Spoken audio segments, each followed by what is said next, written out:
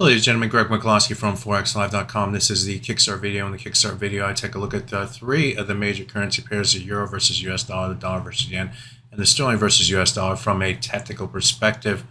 Today's date is August 7th, 2024. Let's get started. I'm looking at the hourly chart of the euro versus the US dollar, and what we saw in trading yesterday and the prior day was a move back to the downside. In trading here today, we're seeing up and down price action, with the low price today finding support against or near the low price from yesterday's trade. So there is something about this 109.02 level. Let's call it the 109 level, natural support level. We also have other lows going back to here, and we can go back to here and take a look at highs and some lows here and some highs right here. So it does seem like the level has a attraction to it from both buyers and sellers. So be aware of that on the downside if we move below that level.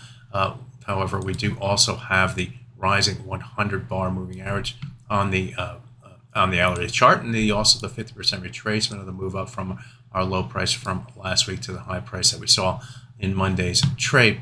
So this area right through here, 1.0892 up to 1.09029 is really our support area for the euro versus US dollar, which is going to help define either bullish above or bearish below going forward. Right now we are finding support against the low, so this looks like a sort of a normalish type correction. We are trading above and below the 38.2. I'd like to see the price get below that level, but you can see there's some apprehension in getting down to the other key levels down here. So buyers are still holding in against support, and we'll watch this area down here on the top side.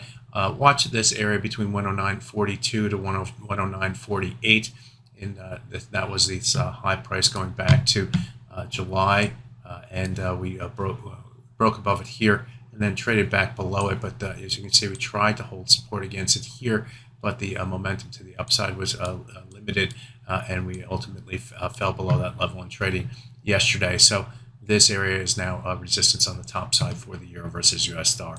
Let's take a look at the dollar yen next, and I'm going to look at the 4-hour chart to start off with. And what we see, or what I want to focus on, is this yellow area right through here. And if I go back in time, you can see that we had a swing high right here, a swing high right here, then we moved above that level and then found support here, moved higher, and then found support here once again before we started this move to the upside. So that this is where this area was first developed.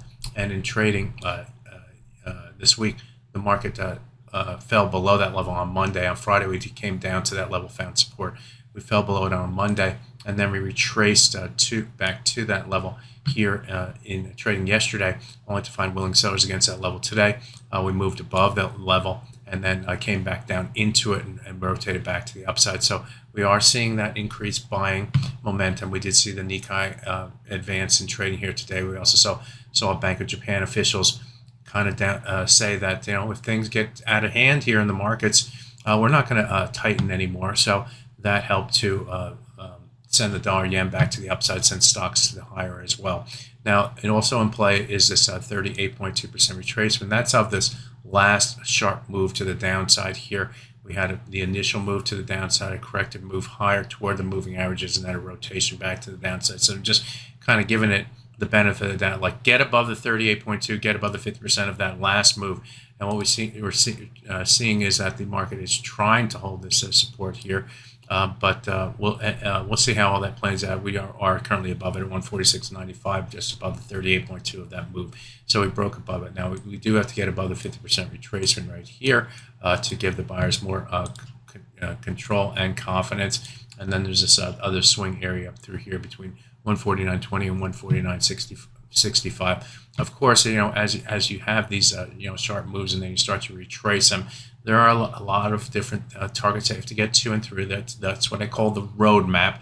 The roadmap to higher levels requires getting back above old levels that were important, including 50%, including this swing area, including 61.8% retracement, and then we'll look toward now even the 200-day moving average up here. That's that's where we are going.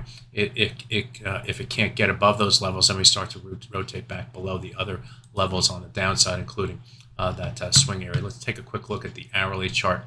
What we see off the hourly chart is that the price is also back above its 100-hour moving average. That's this level right here at 146.33. That level happens to be in that swing area that I showed off the 4-hour chart. So be aware of that. Also, you can see more closely how this swing area has either found support or found resistance through here. So it's indicative of the importance of that level as a key support. So this area, key support on the downside for the dollar versus yen today. Finally, let's take a look at the sterling versus US dollar. And I'm going to look at the 4-hour chart for it. In trading yesterday, the price came right down to the 50% midpoint of the move up from this low right here in the month of April to the high price that we saw in the month of July. That 50% came in at 126.71, and we did fall below the 100-day moving average. Also had the 200-day moving average in play, so this is a cluster of support defined by the two daily moving averages and the 50%, always key levels.